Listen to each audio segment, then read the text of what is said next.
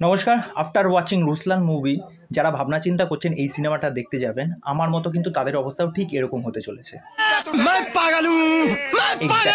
ঠিক এরকম অবস্থা হতে চলেছে। আমার জাস্ট পাগল পাগল লাগছে। অনেকে বলছে সিনেমাটা খারাপ হয়েছে, আয়ুষ শর্মার পারফরমেন্স নাকি একদম বাজে। ভাই কারা বলছে এইসব? আয়ুষ শর্মা ব্যাপক পারফরমেন্স দিয়েছে, দেখবার মতো পারফরমেন্স দিয়েছে।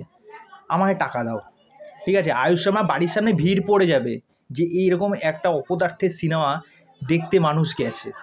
আর আমি যদি কিছু ভুল বলি বা আমি যদি এখানে প্রশংসা করি বা আয়ুষ শর্মার সম্পর্কে যদি কোনো একটা ভালো কিছু কথা বলি, আমার বাড়ির সামনে ইট পাটকেল নিয়ে বসে যাবে। অবস্থাটা ঠিক এরকম হবে, ঠিক আছে?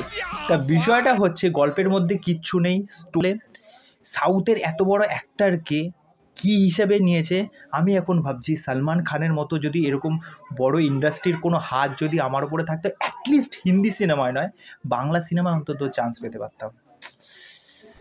কিছু একটা হতো, আমার টলিউডেও আমার কিছু একটা হতো। যাই হোক, তা বিষয়টা হচ্ছে পয়সা খরচা করে এই সিনেমা অন্তত দেখতে যাবেন না। মাথা নষ্ট, পয়সা নষ্ট, ফার্স্ট্রেটেড হয়ে যাবেন, ঠিক আছে? পাগল পাগল অবস্থা হয়ে যাবে, চিৎকার করবেন। আর গান, মাই গড, গান শুনে চোখ, নাক, কান দিয়ে রক্ত বেরোবে।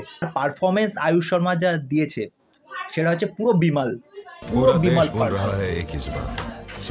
যাই হোক, এই হলো আমার রুসলান মুভি নিয়ে রিভিউ। এর চেয়ে বেশি বকবক করে আপনাদের এমবি খাওয়ার আমার কোনো ইচ্ছা নেই।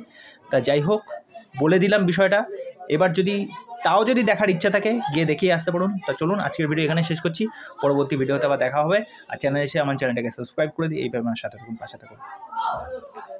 আসছি।